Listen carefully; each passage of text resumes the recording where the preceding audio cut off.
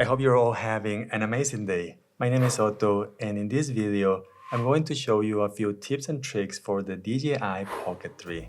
Many of you have been asking if you can record and pause like we used to on the Pocket 2, and I am sorry to say that for now, we can't do that on the Pocket 3 unless DJI adds this feature on a firmware update. With the Pocket 3, you can now do spin shots which will rotate the camera to make cool shots like this. There is a limitation where you can only select 90 or 180 degrees, but there is a trick to spin 360 degrees or beyond. Go to the menus and on the gimbal mode, select FPV mode. Place the Pocket 3 in horizontal mode and double press the joystick to recenter the camera so it's pointing forward. Start recording and slowly spin the Pocket 3 with your hand like this, or you can do it with an extension rod. Trying to make an orbit or semi-orbit shot can sometimes be a bit hard to achieve. And to make it easier, you can use the tracking feature to select your subject on the screen, and this will keep it in the center of the frame. When you turn the Pocket 3 off and the gimbal locks into this position, you might hear some rattle inside the gimbal. There is no way to fix this, but I want you to know that this is normal and this has been confirmed by DJI. Most of the time, we don't want the gimbal to move or react too fast to our movements. For this, you can change the rotational speed inside the menu. The default is a medium speed and it should be fine for most situations. But if you're looking for smooth movements that can give you a more cinematic feel, you should select slow. If you need the Pocket 3 to strictly point in the same direction, you can lock all the axes on the gimbal. As you can see, the gimbal will not follow any of your movements, and to do this, just press and hold the joystick to activate this feature. The battery handle supports fast charging, and it can be attached or removed while you are recording.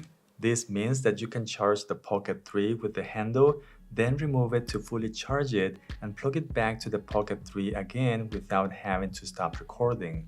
If for some reason it's difficult to charge the battery on the go and you're going to be using the Pocket 3 for many hours, I would recommend to get an extra battery, but they are expensive at $69, so you might want to consider getting a power bank. You can check the power level of the battery handle if you press the release button here. You will see a red, orange, or green light, and that will indicate the battery level. It's not a precise number, but it should give you a rough idea without having to plug it. The Pocket 3 has a very decent battery life, and an easy way to extend this during the day is to go to the menu and lower the brightness of the screen. 25% should be enough unless it's too bright outside. To avoid recording problems, you need to get a high-quality microSD card, but please buy a good brand from a seller that you can trust. This is important because there are too many fake memory cards in the market that look like the real ones, but they are not going to work. And there is a second reason to get a good microSD card. There has been multiple reports from Pocket 3 owners saying that their device was overheating before they bought a high-quality memory. So that's something to pay attention to. I know that DJI is recommending Kingston memories, but people have been complaining about them as well. So maybe avoid them if you can. The ones I've been using are these two from SanDisk and Samsung. They're not very expensive, and this Samsung is the one that I used on my review when I did the overheating test and I had no issues at all. If you are having trouble to open the video files from the Pocket 3 on your computer or your video editing software, there is a chance that they don't support the video compression that the Pocket 3 uses as a default, which is HEVC. Don't worry, you won't need to buy a new computer or change your video editor. At least not yet. Just go into the menus, open the settings, and look for this one called Video Compression. Select the one that says H264, and now you should be good to go. Take note that some options are not going to work with this compression, for example, D-Log-M or slow motion. And if you select any of those, the Pocket 3 will switch automatically from H264 to HEVC. If you want to take a look, you can find a complete list below the settings.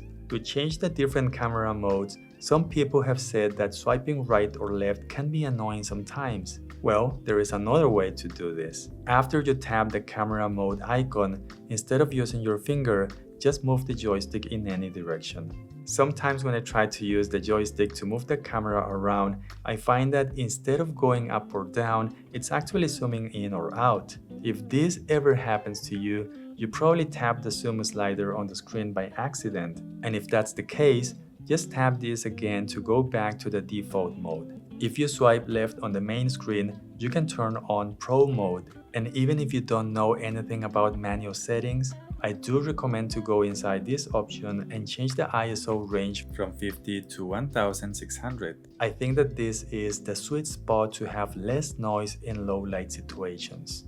If you want to use manual exposure and follow the 180-degree rule, you will need to use ND filters.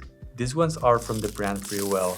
You're not going to pay a premium price, but you're getting high quality filters. I have used different brands for my Sony lenses, drones, the Pocket 2, but Freewell remains to be one of my favorites, and they are the ones that I use the most. The Pocket 3 does not have exposure lock, at least not on the device itself. You can change the exposure compensation when you are recording, which is not quite the same. So if you want to lock the exposure as we know it, you can do it if you connect the DJI Mimo app with the Pocket 3. And on the screen, you just have to press and hold to lock the exposure. So the focus system on the Pocket 3 is very good, but sometimes it can do some focus hunting. This can happen when your subject is far away and also if something appears between the subject and the Pocket 3. For those situations, it's a good idea to select single focus to avoid that bouncing when it's trying to focus on something else. The other trick is to use tracking on your subject.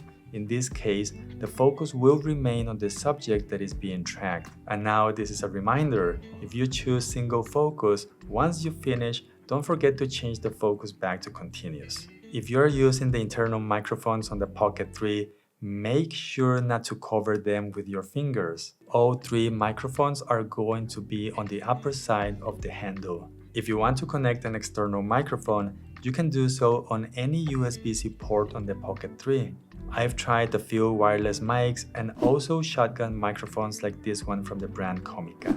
If you have the DJI Mic 2, there are three amazing features that you can use. My favorite is that you can use the transmitter as a remote control to start or stop recording. For that, you just have to press the link button once. Number 2, if you press the button below, it will turn on or off the noise reduction on the mic. And number 3, the DJI Mic 2 has an internal memory, so you can set the mic to record the backup audio that can be used if there is a problem with the audio that you save on the Pocket 3. This is done automatically, but you have to make sure that this option is on inside the menus. The last thing about this microphone is that you can use it as an external mic to record audio without the Pocket 3. You can access those files by connecting the transmitter to your computer, and then you can synchronize them with videos taken with a different camera.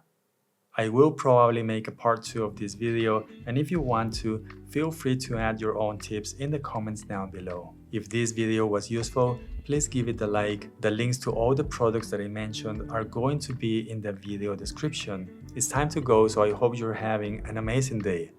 An amazing day with feeling. Until the next video. Bye.